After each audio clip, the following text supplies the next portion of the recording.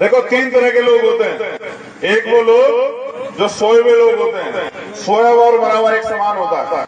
ऐसे बहुत सारे लोग हैं जो रोटी कपड़ा मकान के लिए जीते हैं, और भारत में उनकी संख्या 100 करोड़ से ज्यादा है, जिनका एक ही सुबह उठ के एक ही काम है कि रोटी मिल जाए, कपड़ा मिल जाए, मकान मिल जाए। दूसरे लोग वो होते हैं जो घुटनों के बल चलते हैं। जो आज के हमारे अधिकारी कर्मचारी लोग हैं, वो बेचारे घुटनों के बल इसलिए हैं कि सरकार को उनकी गर्दन ना दिख जाए समाज का कुछ काम करते हुए।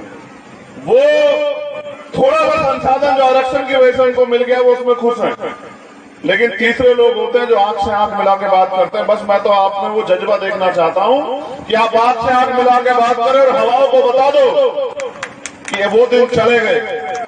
अब अगर अन्याय अत्याचार होगा तो ईंट का जवाब पत्थर से दिया जाएगा। और इतिहास याद रखेगा, दिन नहीं भूलने देंगे किसी को। देखो मेरी बात सुनो, भारत में संविधान, पहले जब राजतंत्र था, आजादी से पहले तो तलवारों से लड़ाइयां होती थी। अब लड़ाई संविधान से होती है, वोट से होती है।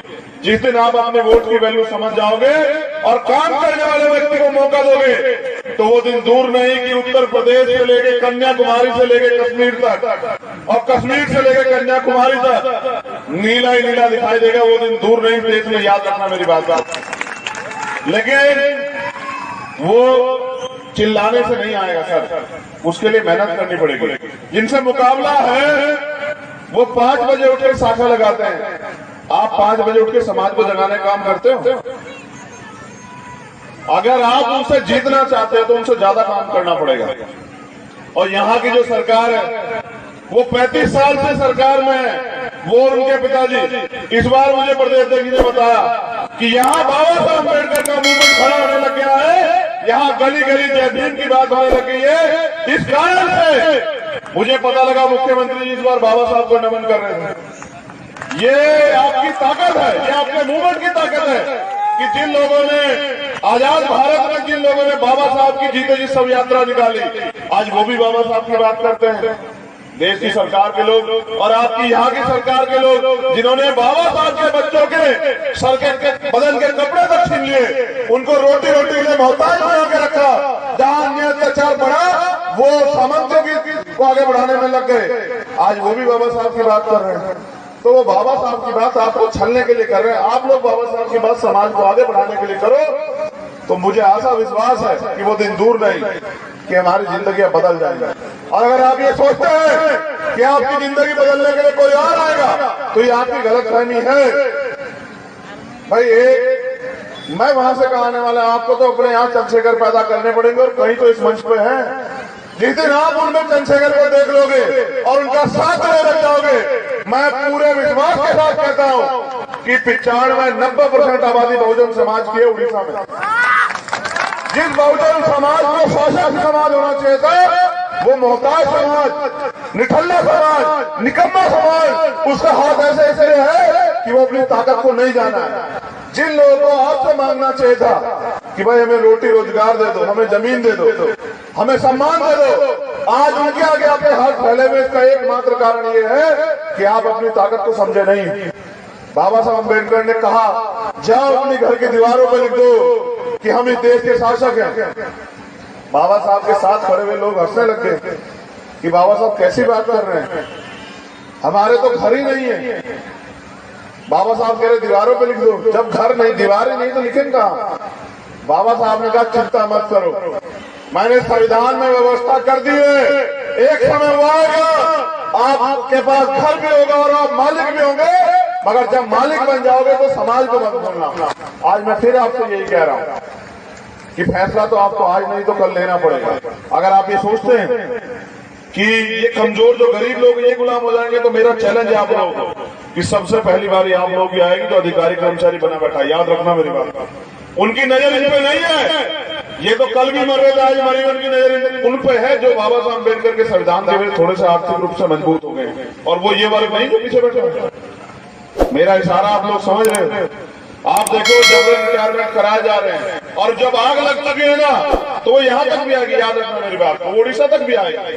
अगर आपने फैसला नहीं लिया, बताओ ये सरकार वर्तमान की केंद्र की सरकार एक एक करके सब कुछ बेच रही है। कल सारा सरकार सिस्टम प्राइवेट हो जाएगा। जब प्राइवेट हो जाएगा तो आरक्षण व्यवस्था खत्म हो जाएगी।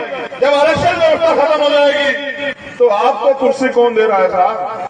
आप कौन से गलत फहमियों के लोग आपको कुर्सी देंगे? जो आज आपको बराबर में बैठना नहीं देते, जो आपका हाथ का छुआ पानी नहीं पीते, वो आपको अधिकार देंगे? गलत फहमी में आप लोग। अभी भी समय, जाग जाइए, अभी भी समय है कि खड़े हो जाइए, मिशन मूवमेंट को शुरू कर दीजिए, लोगों को जगाना शुरू कर दीजिए। अगर आप इसमें देरी करेंगे तो कल आपको भी भुगतना पड़ेगा। मैं अपनी बात को खत्म करने से पहले आपको एक तरीका बता रहा हूं कि आंदोलन फेल क्यों हुआ पिछले वाला, और हम लोग अब तक क्यों नहीं जो है इस गुलामी को काट पाए। अगर मेरी बात आपको समझ में आई तो इसको जाके प्रैक्टिकली प्रयोग करना। आधी आबादी आंदोलन चला रही है। कितनी आबादी? आधी आबादी। और आधी आबादी घर में अंधविश्वास, पाखंडवाद को बढ़ावा दे रही है। जब तक हमारे आंदोलन में बराबर की हिस्सेदारी में माताएं बहनें शामिल नहीं होगी, तब तक हम लोग इस देश में सफल नहीं हो सकते। मेरी बात को आप लोग याद रखना। दूसरों को जगाने से बेहतर, गांव-गांव चिल्लाने से जाके बेहतर अपने अपने घर से अंधविश्वास, पाखंडवाद को निकालने का काम करो और बाबा साहब के संविधान को स्थापित करने का काम करो। अपने लोगों को पढ़ाने का काम करो और जो भाईचारा कायम होना चाहिए उसको करने का काम करो। अपने अहंकार को त्यागो, फिर देखो मूवमेंट कैसे आगे बढ़ जाती है। जो लोग काम कर रहे हैं उनका साथ दो, या फिर आओ मैदान में आप काम करो, हम आपका साथ देने को तैयार है।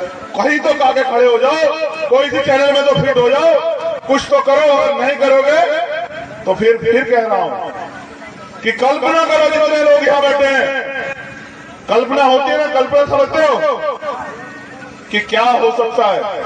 सोचो भारत संविधान खत्म हो जाएगा, सोचो भारत संविधान हट गया, आप कल्पना करो आप कहां हो। आप इन कुर्सियों पर नहीं हो सकते किसी भी कीमत पर, समझ गए? इसलिए मैं बात आपसे कह रहा हूं, मैं नौजवान साथियों से भी अपील कर रहा हूं, खाली जय भीम के नारों से काम नहीं चलेगा सर, खाली जय भीम के नारों से काम नहीं चलेगा। अपने आप को अनुशासित बनाओ और अपने महापुरुषों को पढ़ो। मैं आपको गुरु मंत्र बता रहा हूं, ज्योतिबा फूले, साहू जी महाराज और बाबा साहब अम्बेडकर को पहले पढ़ो और फिर ये तय करो, क्योंकि आंदोलन, मिशन मूवमेंट का काम समाज को देने के लिए होता है, समाज से लूटने के लिए नहीं होता। फिर ये तय करो कि आपको इस समाज को लूटना है या इस समाज को कुछ देना है। और अगर मैं गारंटी से कहता हूं, अगर 10 लोग आपने उड़ीसा में तैयार करके मूवमेंट के मुझे दे दिए, मैं उड़ीसा की धरती पे नीला झंडा जो है ना आपके सहयोग से गाड़ दूंगा, मेरा वादा आपने। सो नहीं चाहिए।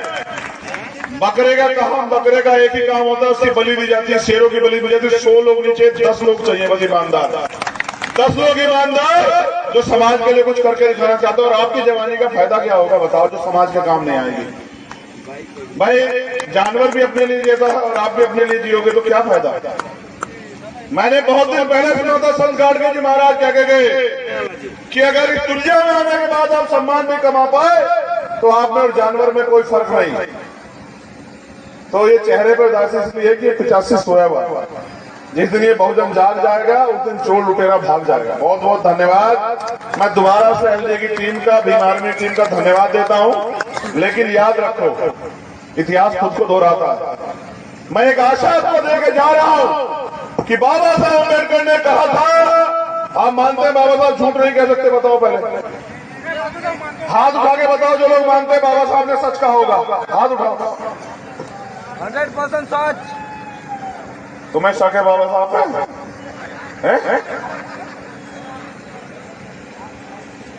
आप जो कहे कि बाबा के नारा से काम नहीं होगा, मैं दिल से अनुशासित होने के लिए कोशिश करूंगा। मैंने तुमसे अनुशासित के रूप में पूछा कि हाथ उठाओ, तुम ये मानते हो कि बाबा साहब ने जो कहा वो सच है?